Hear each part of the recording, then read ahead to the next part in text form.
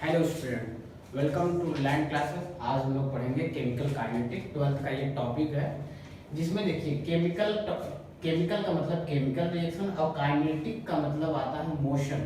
Motion जो physics में हम लोग पढ़ते हैं काइनेटिक, 12th में आपने पढ़ा होगा फिजिक्स में काइनेटिक चैप्टर, काइनेटिक मोशन। तो काइनेटिक का मतलब मोशन से है, मोशन स्पीड। अब तो केमिकल रिएक्शन के स्पीड और मोशन के बारे में पढ़ेंगे यहाँ पे।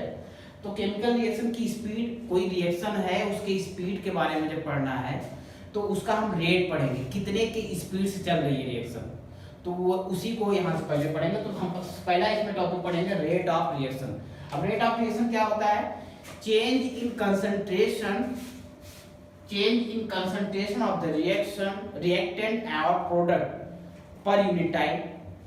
तो इसका फार्मूला बन जाएगा rate of reaction change in concentration में चेंज। जैसे कि अगर कोई रिएक्शन है A gives product, A arrow product, तो हम करेंगे क्या रेट ऑफ रिएक्शन में? ए का कंसंट्रेशन, ए के कंसंट्रेशन में क्या चेंजिंग है और कितने देर में चेंजिंग है पर यूनिट टाइम।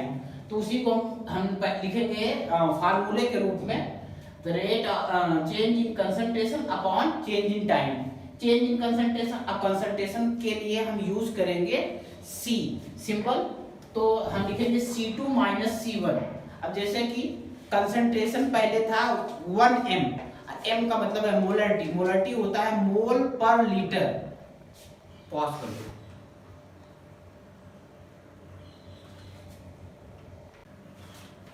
कंसंट्रेशन के बारे में थोड़ा सा जान लेते हैं। कंसंट्रेशन की यूनिट क्या होती है? कंसंट्रेशन को हम लिखते कहते हैं, जैसे कि देखिए कंसंट्रेशन की यूनिट मोलरिटी होती है, जिसे कैपिटल एम से डिनोट करते हैं मोलरिटी। और ये होता क्या है? Moles upon litre, moles upon litre. इसी को हम लिखते हैं मोल्स लीटर इनवर्स। ये मोलरिटी की यूनिट हुई। अब मोलरिटी की यूनिट मोल्स लीटर इनवर्स हुआ, तो कंसंट्रेशन की भी यूनिट यही हम लिखेंगे, मोल्स लीटर इनवर्स। तो ये C की यूनिट हो गई, कंसंट्रेशन की यूनिट हो गई। अब जैसे कोई रिएक्शन है, वो स्टार्टिंग जब हुई तो उसका कंसंट्रेशन 1m था। इसका मतलब स्टार्टिंग में जो इनिशियल अमाउंट ऑफ रिएक्टेंट था वो 1m था। फिर वो रिएक्शन 5 मिनट चली, उसका कंसंट्रेशन रिएक्टेंट का चेंज हुआ, चेंज होके 0.5m बचा।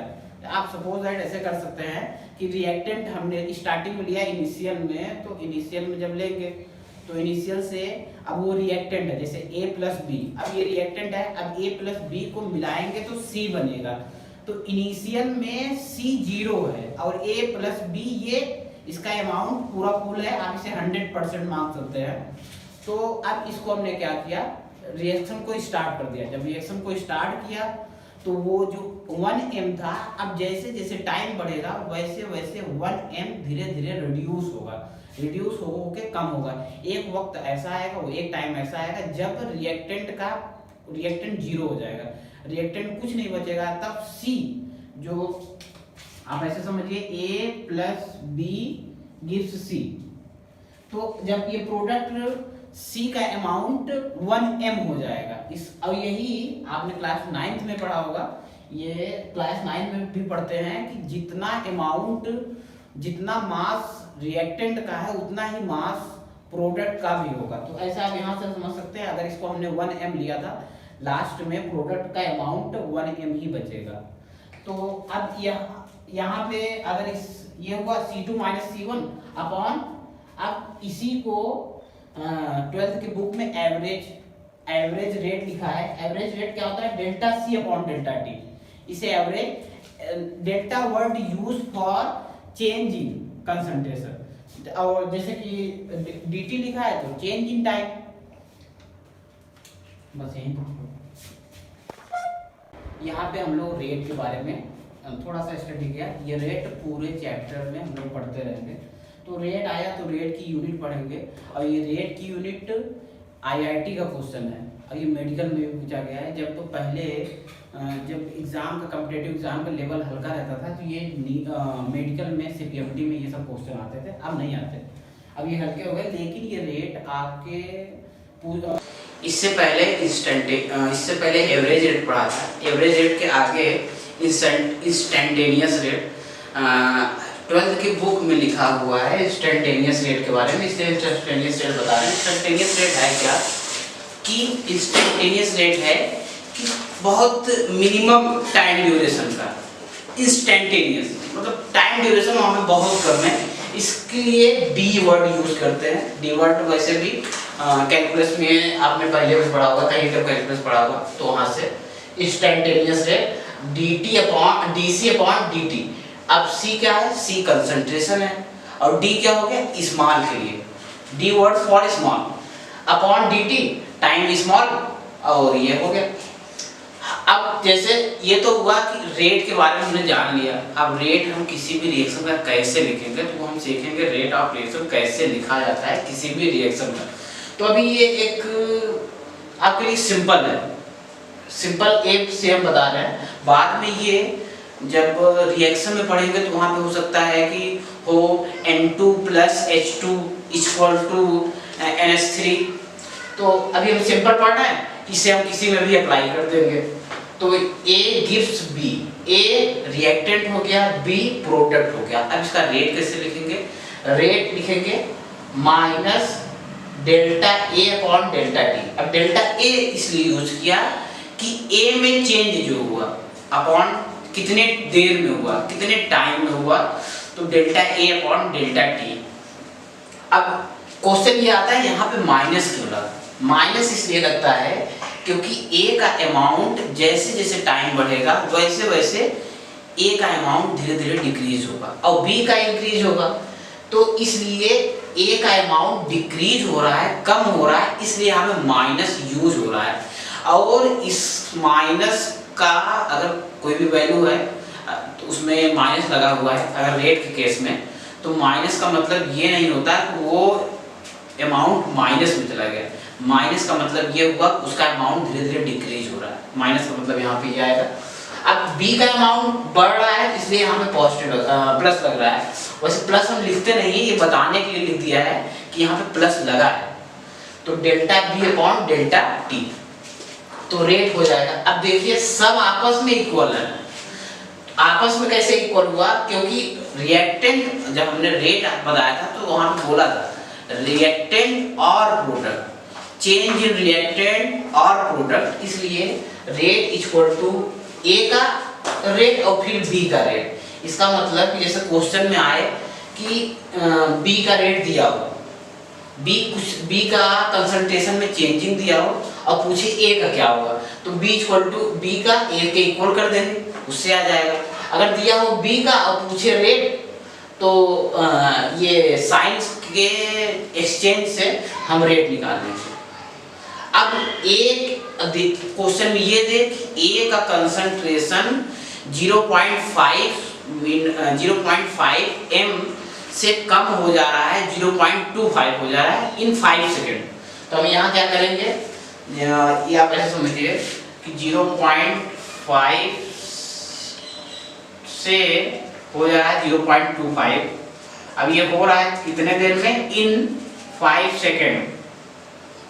तो इसको देखिए, ये हो गया C1, ये हो गया C2 और ये हो गया टाइम।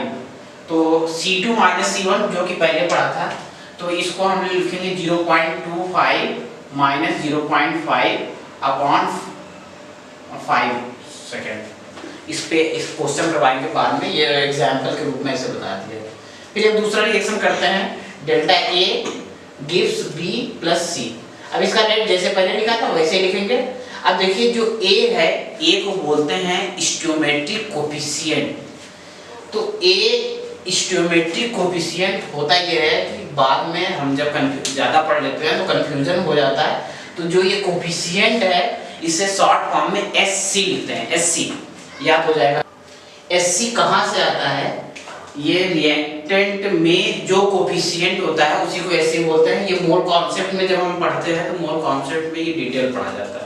मोल कॉन्सेप्ट में SC पढ़ते हैं, स्टोइकोमेट्रिक कोफिशिएंट, फिर ये स्टोइकोमेट्रिक कोफिशिएंट के बारे में, इस केमिकल रिएक्शन को बैलेंस करते हैं, तो ये एग्जैक्टली स्टोइकोमेट्रिक कोएफिशिएंट क्या होता है वो आता है। ये मोल कॉन्सेप्ट में 11th का टॉपिक है जो आपको पहले से पढ़ चुके हो। ये अब इसका जैसे पहले रेट लिखा था वैसे ही रेट लिखेंगे। अब जो 2 है ये 1 में चला जाएगा। बाय द वे यहाँ पे 1/2 होता तो यहाँ पे 2 हो जाता। अगर यहाँ पे 3 होता तो यहाँ पे 1/3 हो जाता। यहाँ पे 5 होता तो यहाँ 1/5 हो जाता। माइनस वर्ड यूज, माइनस किस लिए यूज करते हैं?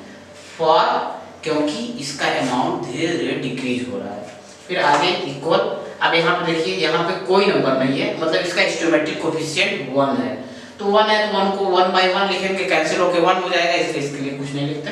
Delta B upon delta T equal to delta C as it is इधर भी delta C upon delta T, ये होगा। अब इसका एक इसको जिसमें डेल्टा वर्ड डेल्टा लगाते हैं उसके लिए हम बोलते हैं ये एवरेज है। ये 12th के बुक में लिखा हुआ है, एक क्वेश्चन उसने एग्जांपल के रूप में दिया है।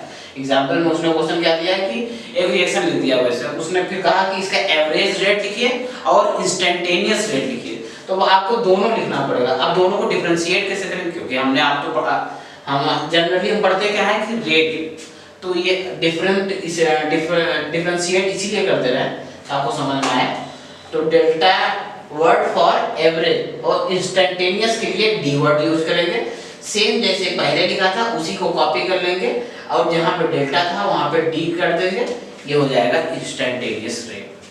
अब देखिए इसमें 1/2 को हटा दीजिए, माइनस रहने दीजिए, D A upon D T minus D A upon D T, इसको बोलते हैं इतने को रेट ऑफ डिसअपीयरेंस ऑफ ए।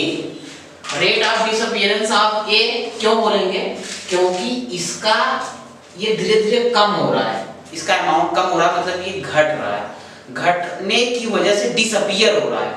अब जब ये डिसअपीयर होगा तो ये अपीयर होगा, तो इसके लिए वर्ड यूज करेंगे डिसअपीयरेंस, इसके लिए वर्ड यूज करेंगे अपीयरेंस। सी के लिए फिर क्या यूज करेंगे? सी के लिए भी अपीयरेंस वर्ड यूज करेंगे। तो इसको लिखेंगे minus D A upon D T को लिखेंगे rate of disappearance of A plus D B upon D T को rate of appearance of D. अब ये यहाँ पे लिखते हैं plus D C upon D T, इसको भी लिखेंगे rate of appearance of C. तो ये रेट हुआ